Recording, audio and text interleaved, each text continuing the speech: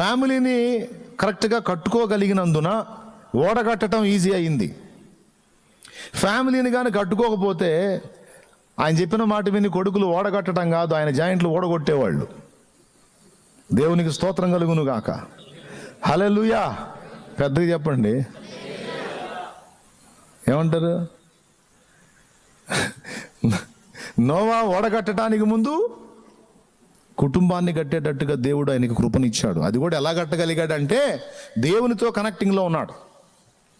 అందరూ చెడిపోయి వాళ్ళ ఇష్టం వచ్చినట్టు విచ్చలవిడిగా బతుకుతుంటే ఈ భక్తి గల కుటుంబ జీలు ఉంది నోవాహుకి. కొన్ని ప్రవచనాలు ఉన్నాయి, వాళ్ళ తాతయ్య చెప్పినాయి, వాళ్ళ నాన్న చెప్పినాయి ఉన్నాయి.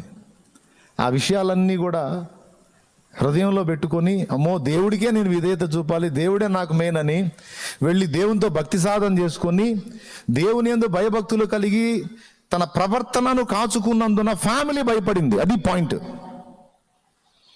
ఫ్యామిలీని తన్ని తిట్టి కొట్టి సావగొడతానని బెదిరించి ఆయన లోపరుచుకోవటం కాదు. కుటుంబంలో ఎలా మసులుకున్నాడంటే కుటుంబము అతన్ని పాయింట్అవుట్ చేయడానికి వీల్లేనంతగా నడుచుకున్నాడు. ఏలీ కొడుకులైనా సమూయేలు కొడుకులైనా,